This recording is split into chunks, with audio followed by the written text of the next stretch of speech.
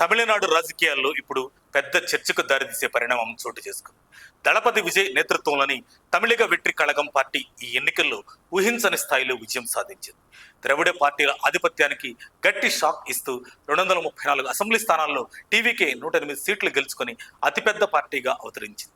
డిఎంకేను ఓడించడమే కాకుండా అన్నా డిఎంకేని 3వ స్థానానికి పరిమితం చేయడం రాజకీయ వర్గాలను ఆశ్చర్యపరిచింది. అయితే ప్రభుత్వాన్ని ఏర్పాటు చేయాలంటే కావలసిన మెజార్టీ మార్క్ 118. కానీ టీవీకేకు ఇంకా 10 సీట్లు తక్కువగా ఉండటంతో ఇప్పుడు సంకీర్ణ ప్రభుత్వం ఏర్పడే అవకాశాలు ఎక్కువగా కనిపిస్తున్నాయి.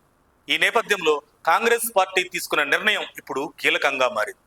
కాంగ్రెస్ పార్టీ అధిష్టానం ఆదేశానుసారం తెర వెనుక తెలంగాణ సీఎం రేవంత్ రెడ్డి చక్రం తిప్పినట్లుగా వార్తలు వినిపిస్తున్నాయి. తాజా ఎన్నికల్లో 5 స్థానాల్లో గెలిచిన కాంగ్రెస్ విజయ్ ప్రభుత్వానికి మద్దతు ఇచ్చేందుకు సిద్ధమైందని సమాచారం. అయితే ఈ మద్దతు బేషరతుగా కాకుండా కొన్ని షరతులతో ఉంటుందని తెలుస్తుంది. కాంగ్రెస్ పార్టీ నిర్వహించిన వర్చువల్ సమావేశంలో దీనిపై చర్చించి విజయ్కు మద్దతు ఇచ్చే తీర్మానాన్ని ఆమోదించినట్లు టాక్ వినిపిస్తుంది. అయితే కాంగ్రెస్ మద్దతు ఇస్తే ప్రతిఫలంగా మంత్రివర్గంలో 2 బెర్తలు, అలాగే కొన్ని ప్రభుత్వ బోర్డులు, కార్పొరేషన్లలో చైర్మన్ పదవులను కోరుతున్నట్లు సమాచారం. దీనికి సంబంధించిన అధికారిక మద్దతు లేఖ నేడు విడుదలయ్యే అవకాశం ఉందని తెలుస్తుంది. ఆ తర్వాత కాంగ్రెస్ ఎమ్మెల్యేలు పనయ్యూరులోని టీవీకే పార్టీ కార్యాలయానికి వెళ్లి విజయ్తో భేటీ కానున్నట్లు సమాచారం. ఇదిలా ఉండగా విజయ్ ముఖ్యమంత్రిగా ప్రమాణ స్వీకారం చేసేందుకు ఇప్పటికే సన్నాహాలు చేస్తున్నట్లు తెలుస్తుంది. తన నివాసంలో కొత్త ఎమ్మెల్యేలతో సమావేశమై మంత్రివర్గ కూర్పుపై చర్చలు జరిపినట్లు సమాచారం.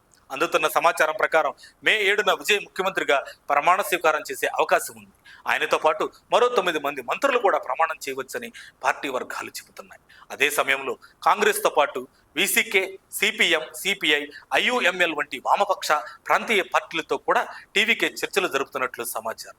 వీరి మద్దతు లభిస్తే విజయ్ నేతృత్వంలోని కూటమి మెజారిటీని సులువుగా దాటే అవకాశం ఉంది.